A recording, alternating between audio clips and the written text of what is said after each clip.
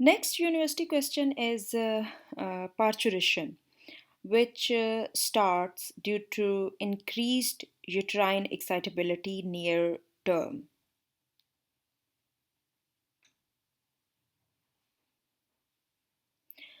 The mechanism that increases uterine contractility that involves progressive hormonal and mechanical changes.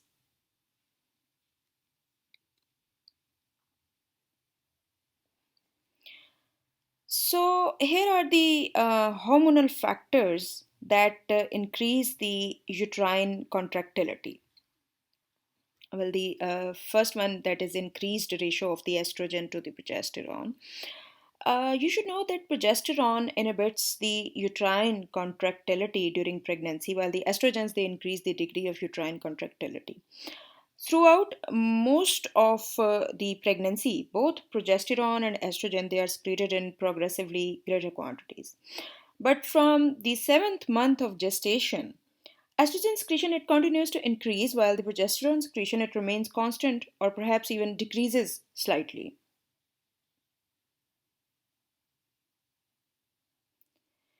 For oxytocin to cause the contraction of the uterus, it is believed that there are certain reasons. First of all, the uterine muscle it increases its oxytocin receptors during the later few months of pregnancy, and the rate of oxytocin secretion that is considerably increased at the time of labor. Then, irritation or stretching of the uterine cervix, it can cause a neurogenic reflex that causes the posterior pituitary gland to increase its secretion of oxytocin.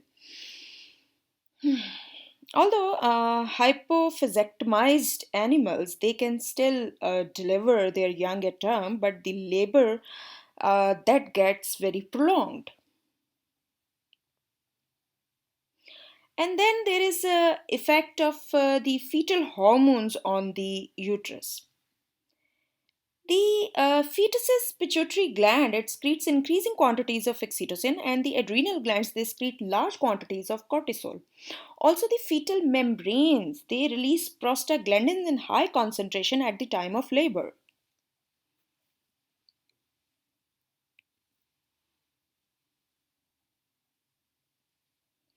If we talk about the mechanical factors, there are stretch these factors they are the stretch of the uterus along with the stretch or you can say the irritation of the cervix.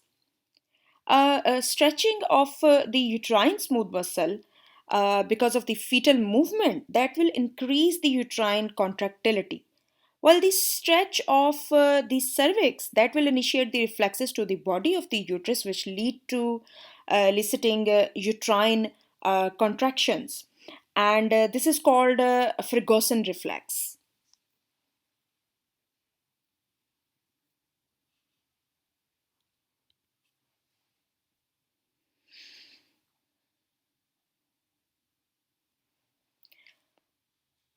You should know that the onset of labor it uses a positive feedback mechanism for initiation.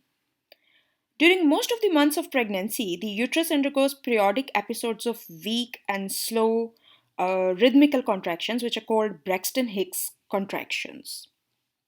These contractions they become progressively stronger toward the end of the pregnancy. Then they change suddenly within hours to become exceptionally strong contractions that start stretching the cervix. And this forces the baby through the birth canal, thereby causing parturition. And this process is called labor. The contractions that result in the final parturition, they are called the labor contractions.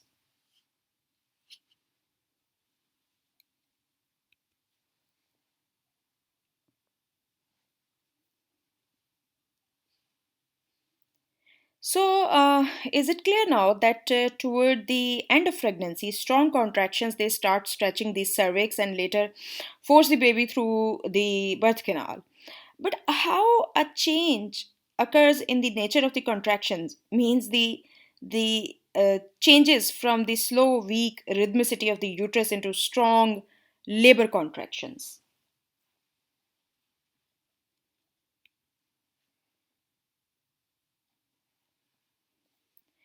We do not know what suddenly changes, but based on experience with the other types of the physiological control systems, a theory has been proposed for explaining the onset of the labor. As I already told you, that is the positive feedback theory.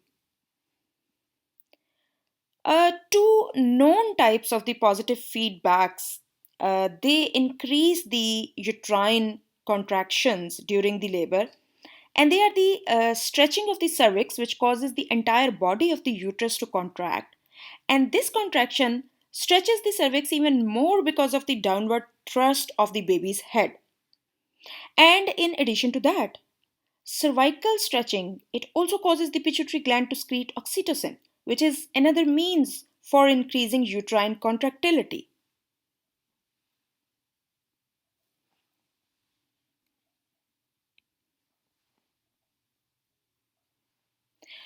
Well, don't forget that abdominal muscle contractions also occur during labor. Once the uterine contractions they become strong during labor, the pain signals they originate both from the uterus itself and from the birth canal. And these signals they elicit neurogenic reflexes in the spinal cord to the abdominal muscles, causing intense contractions of these muscles. The abdominal contractions they add greatly to the force that causes the expulsion of the baby.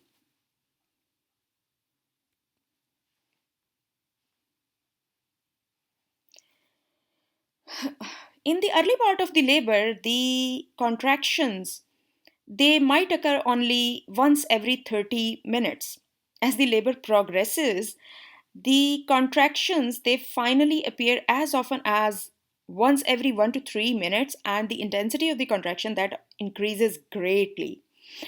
The combined contractions of uterine and the abdominal musculature during the delivery of the baby cause a downward force on the fetus of about 25 pounds during each strong contraction. And with explaining all this process, we will start with the stages of labor.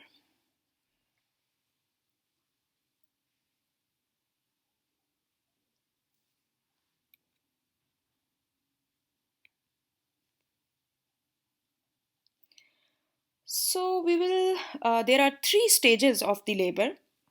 What happens in the first stage of the labor? That towards the end of the pregnancy, the cervix it becomes soft, which allows it to stretch when the labor contractions they begin in the uterus. And this is the so-called first stage of labor. This is a period of progressive cervical dilation, and it lasts until the cervical opening is as large as the head of the fetus. But this stage it usually lasts for 8 to 24 hours.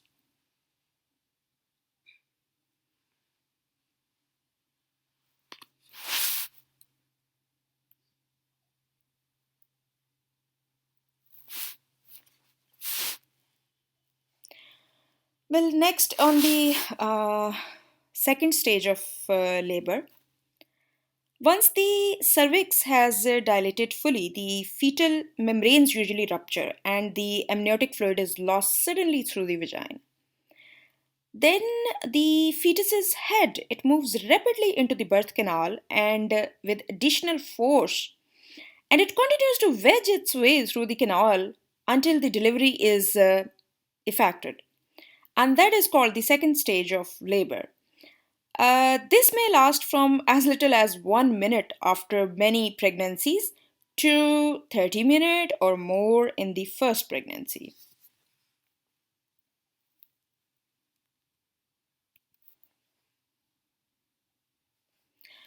Then comes the third stage of delivery, which is the separation and delivery of placenta. For 10 to 45 minutes after birth of the baby, the uterus continues to contract to a smaller and smaller size. This causes a shearing effect between the walls of the uterus and the placenta, thus separating the placenta from its implantation site. And separation of placenta opens the placental sinuses and causes bleeding.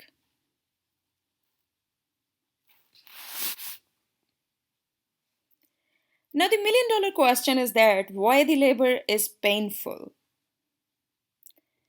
You see, in the first stage of the labor, the cramping pain, which occurs in the early labor, that is probably caused mainly by the hypoxia of the uterine muscle, resulting from the compression of the blood vessels in the uterus.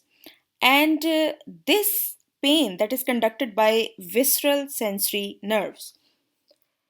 In the second stage of the labor, the pain it becomes more severe, and this is caused by the cervical stretching, the perineal stretching, and the stretching and the tearing of the structures in the vaginal canal itself. And this excruciating pain that is conducted by the somatic nerves.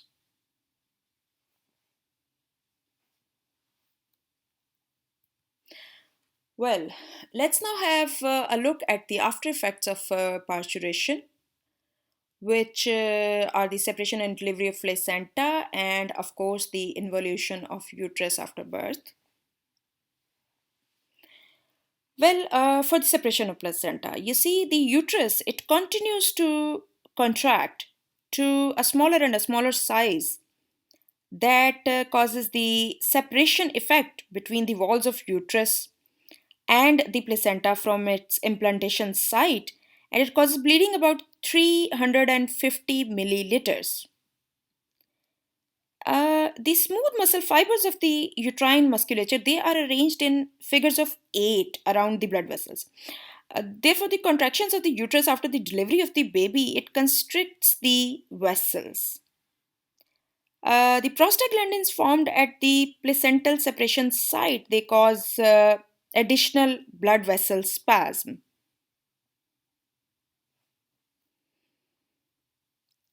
The involution of the uterus after birth, that means the return of the uterus to a non-pregnant state. During early involution of the uterus, the placental site on the endometrial surface uh, that autolyse, causing a vaginal discharge, which is known as lochia or lochia, which is first bloody and then it becomes serous in nature, and that continues for a total of about 10 days or even more. And after that, the endometrial surface it becomes re-epithelialized.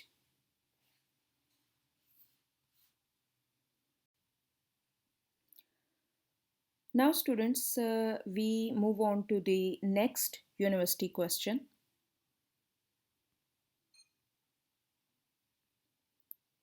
Mammary glands are present in both genders, but normally functional in females only. Developmentally, they are derived from sweat glands and contained within a rounded skin covered breast anterior to the pectoral muscles of the thorax. Slightly below the center of each breast is a ring of pigmented skin, the areola, which surrounds a central protruding nipple. Internally, the mammary glands they consist of 15 to 25 lobes that radiate around and open at the nipple. Each lobe is composed of smaller lobules, and these contain alveoli that produce milk when a woman is lactating. In non-pregnant women, the glandular structure that is underdeveloped, hence the breast size is largely due to the amount of the fat deposits.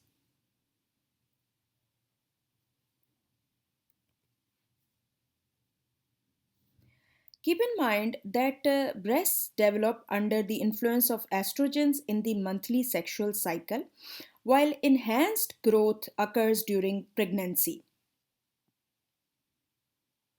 As for the growth of the ductal system, we should know that all through pregnancy, the large quantities of estrogens they cause the ductal system of the breast to grow and branch.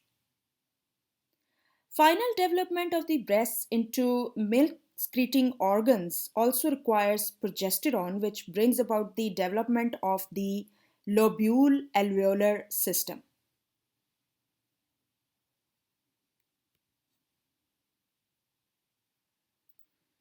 The fundamental secretory unit of the breast is the alveolus, which is surrounded by contractile myoepithelial cells and adipose cells. And alveoli are organized into lobule, and the lobules they drain into a ductule, while the lactiferous duct carries the secretions to the outside.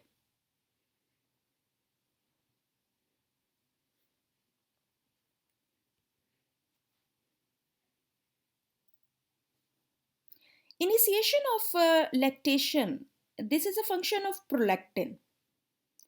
Estrogen and progesterone they inhibit the actual secretion of milk. Conversely, the hormone prolactin it has exactly the opposite effect on milk secretion. It means that it promotes it. Now, this hormone is secreted by the mother's anterior pituitary gland, and its concentration in her blood that rises steadily from the fifth week of pregnancy until the birth of the baby, at which time it has risen to 10 to 20 times the normal non pregnant level. In addition, the placenta secretes large quantities of human chorionic somatomamotropin, which probably has lactogenic properties, thus supporting the prolactin from the mother's pituitary during pregnancy. Because of the suppressive effects of estrogen and progesterone, no more than a few milliliters of fluid they are secreted each day until after the baby is born.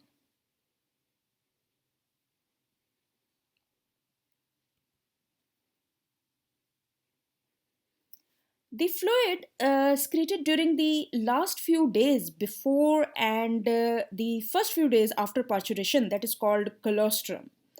And it contains essentially the same concentration of proteins and lactose as milk, but it has almost no fat.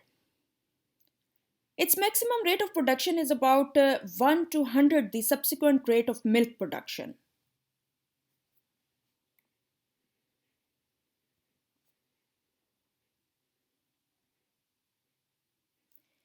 Immediately after the baby is born, the sudden loss of both estrogen and progesterone secretion from the placenta, it allows the lactogenic effect of prolactin from the mother's pituitary gland to assume its natural milk promoting role.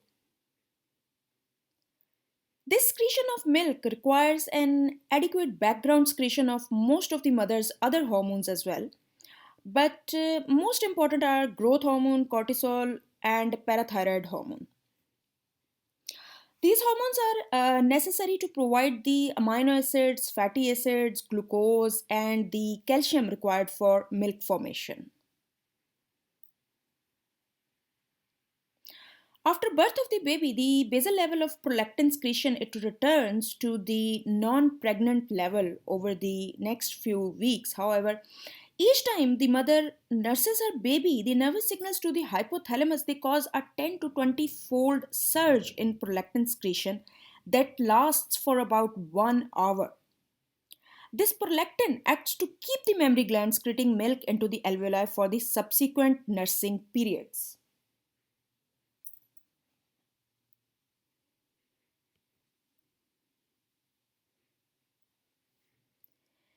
Ejection or the let down process in the milk secretion that is the function of oxytocin.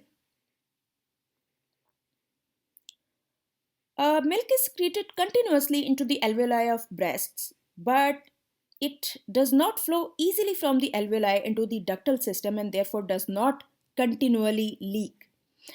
Instead, the milk must be ejected from the alveoli into the ducts before the baby can obtain it. And this is caused by a combined neurogenic and hormonal reflex that involves the posterior pituitary hormone oxytocin.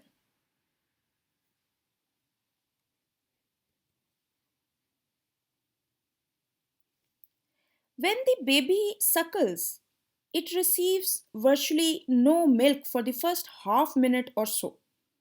The sensory impulses must first be transmitted through the somatic nerves from the mother's spinal cord and then to her hypothalamus, where they cause nerve signals that promote the oxytocin secretion at the same time that they cause prolactin secretion.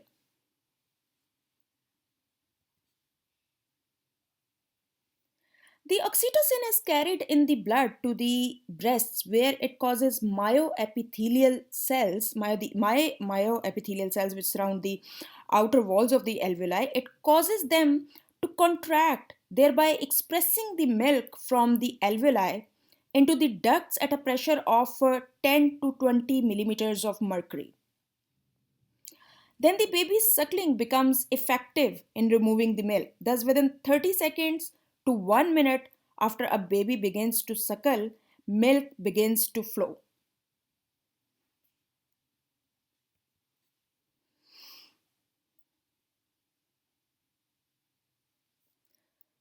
Prolactin is a polypeptide hormone uh, and it is structurally related to the growth hormone. And like growth hormone, prolactin is made and released in the anterior pituitary. Prolactin is the classic lactogenic hormone. It binds to a tyrosine kinase associated receptor and stimulates the transcription of the genes that encode several milk proteins, including the lactalbumin and casein.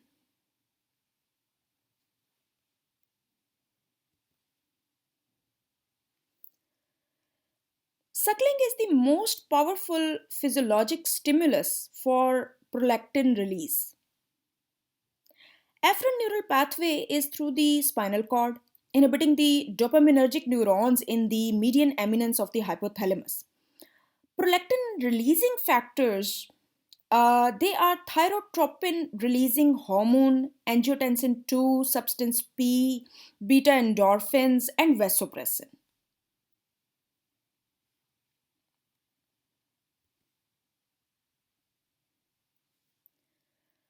Now, suckling causes the inhibition of gonadotrophic hormones either directly or through prolactin.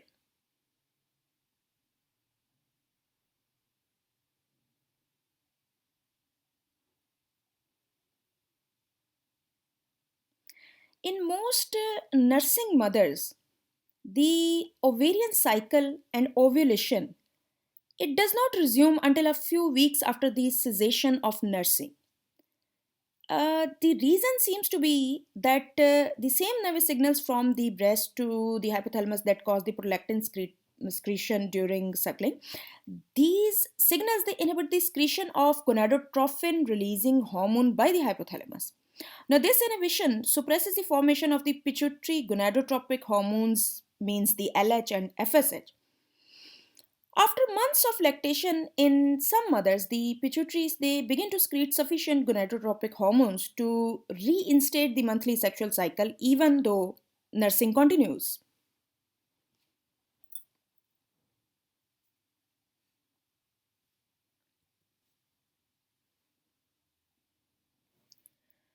Now, the milk production during lactation it can be up to 1.5 liters, and it also provides immunological protection to the baby. Large amounts of metabolic substrates they are lost from the mother. About 2 to 3 grams calcium phosphate it may be lost each day unless the mother is drinking large quantities of milk and has an adequate intake of vitamin D. The output of calcium and phosphate by the lactating mother will often be much greater than intake. Then the antibodies and other anti-infectious agents, they are also secreted in milk along with the nutrients. Also, different types of WBCs, they are secreted, including both the neutrophils and the macrophages. Antibodies and the macrophages, they specially destroy the Escherichia coli bacteria, which often cause lethal diarrhea in newborns.